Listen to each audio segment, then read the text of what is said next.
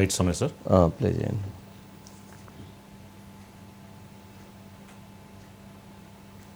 చీర కట్టుకొని వారి ఇళ్లకు వెళ్ళి వారికి మోకరిల్లి వారి కుట్రలో భాగమవుతూ వారి స్క్రిప్టుల్లో వారు చెప్పినది మక్కి టు మక్కి చదివి వినిపిస్తూ కుట్రల్లో భాగమవుతా ఉన్న వీళ్ళ వైఎస్ఆర్ వారసులు అడుగుతా ఉన్నాను మీ అందరి సమక్షంలో. పసుపు చీర కట్టుకొని చంద్రబాబు నాయుడు గారి దగ్గరికి పెళ్లికి ఆహ్వానించడానికి వెళ్ళిన అంశాన్ని దృష్టిలో పెట్టుకొని పసుపు చీర కట్టుకొని వెళ్ళారు అని చెప్పని జగన్మోహన్ రెడ్డి గారు చాలా ఒక చెల్లి గురించి మాట్లాడకూడనటువంటి మాటలను కూడా ఆయన నోటి వెంట మాట్లాడారు. ఏ మాటకి ఆ మాట.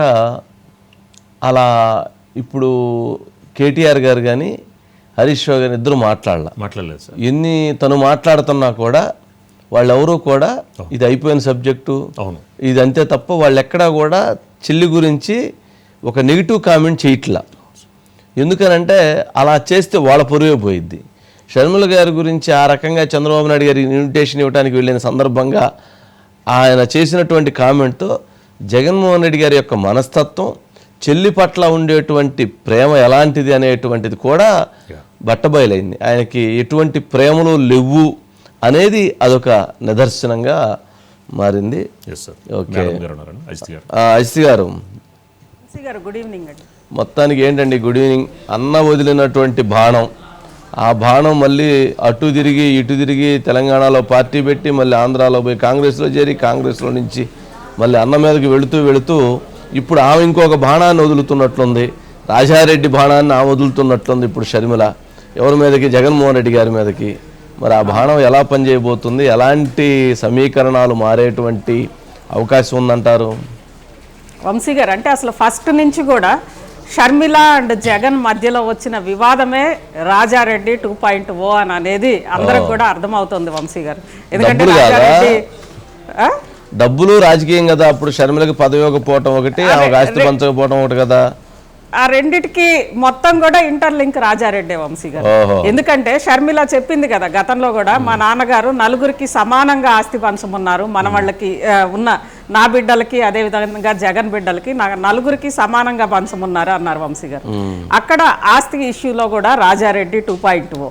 అదే విధంగా అధికారం విషయంలో వంశీ గారు మొదటి నుంచి కూడా వైఎస్ జగన్మోహన్ రెడ్డికి ఇద్దరు కుమార్తెలు ఉన్నారు కాబట్టి, అదేవిధంగా పార్టీ అధికారంలోకి రావడంలో నా ప్రమేయం కూడా ఉంది అని అనేది ఆ రోజు షర్మిల వాదన.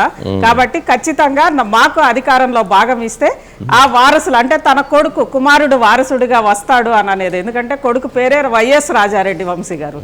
వైఎస్ రాజారెడ్డి అని అనేది ఆ రోజు వైఎస్ రాజశేఖర రెడ్డి గారే షర్మిల కుమారుడికి ఆ పేరు పెట్టారు కరెక్ట్గా. ఎందుకంటే రాజారెడ్డి గారు అదే సమయంలో మరణించి ఉండడము, ఆ తర్వాత ఈ బిడ్డ పుట్టడము మనందరికి కూడా గుర్తుంటుంది వంశీ గారు. అప్పట్లో ఈ బషీర్బాగ్ నిరసనల సందర్భంగా కూడా ఓల్డ్ ఎమ్మెల్యే క్వార్టర్స్లో వైఎస్ రాజశేఖర రెడ్డి ఎమ్మెల్యేలు అందరూ కూడా అక్కడ దీక్ష చేస్తా వైఎస్ రాజశేఖర రెడ్డి ఒళ్ళో ఈ బాబు కూర్చొని ఉంటాడు.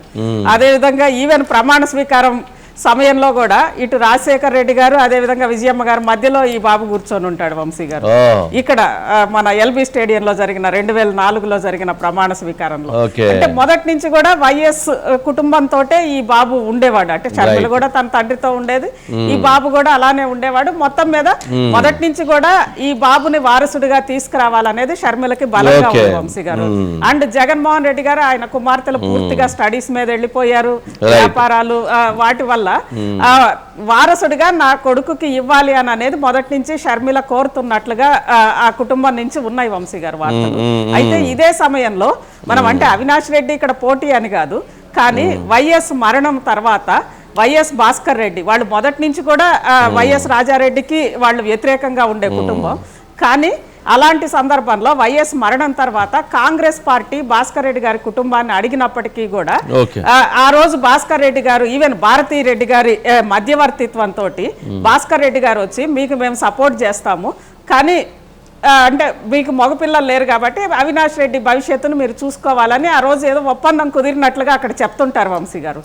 ఆ రకంగా అటు నుంచి అవినాష్ రెడ్డి వస్తున్నాడు కాబట్టి మరీ మీరు ఇంత అమాయకంగా ఉంటే అట్లా అరే సొంత మేనల్నే ఒప్పుకోలేదు, సొంత చెల్లెల్నే ఒప్పుకోలేదు, సొంత అమ్మనే ఒప్పుకోలేదు, అవినాష్ రెడ్డిని తీసుకొని వచ్చి భుజాన్ని ఎక్కించుకుంటారా? ఊరక అక్కడ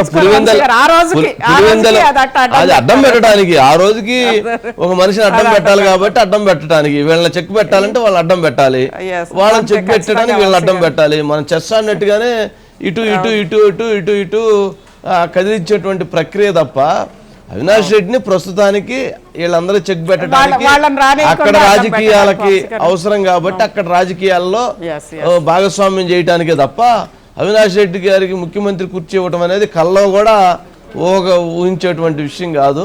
బట్ కాకపోతే ఏంటంటే వీళ్ళందరికీ చెక్ పెట్టడానికి అతను పనికొచ్చాడు. రేపు ఆయన పిల్లలో లేకపోతే వాళ్ళ మల్లుళ్ళో లేకపోతే ఇంకోటో అప్పుడు పరిస్థితులన్నీ ఉంటే అప్పటికి ఎట్లుంటుందో ఇప్పుడు ఎట్లుంటుందో మనం ఎవరేం చెప్పలేం కదా. సరేనండి, చూద్దాం, దానికి ఇంక ఉండదు. కాకపోతే ఈ పిల్లోడైతే బాగానే ఉన్నాడు, ఇటు బాగున్నాడు. గతంలో ఈవెన్ ఆ బాబుది ఎంగేజ్మెంట్ సందర్భంగా వైఎస్ జగన్మోహన్ రెడ్డి అమ్మాయిని చేసుకున్నాడు కదా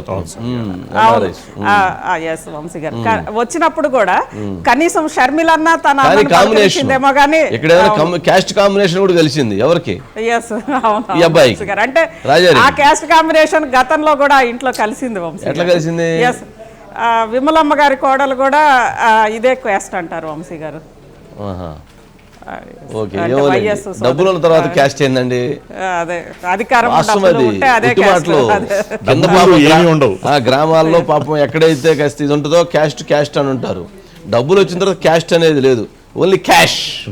ఇదే నడుస్తుంది సమాజం, దుర్మార్గం అది. సరే అంటే అలా ఉండటం తప్పులేదు కానీ బట్ వీళ్ళు మళ్ళీ ఇంకో విమర్శిస్తుంటారు. బాధ్యత అది సమాజంలో కులాలు పోవాలి, మతాలు పోవాలి అనేది వాస్తవం, కానీ అది అన్ని వర్గాల్లో ఉండాలి, దాన్ని పాజిటివ్గా థింక్ చేయాలి. కానీ డబ్బు ఉంటే ఒక మాట, డబ్బు లేకపోతే ఒక మాట అనేది కరెక్ట్ కాదనిపిస్తూ ఉంది. సరే చూద్దాం. అది సరేనండి, ఇంటి పేరు మారుద్దు కదా సార్. వంశీ గారు. సరేనండి అయితే ఓకే రైట్.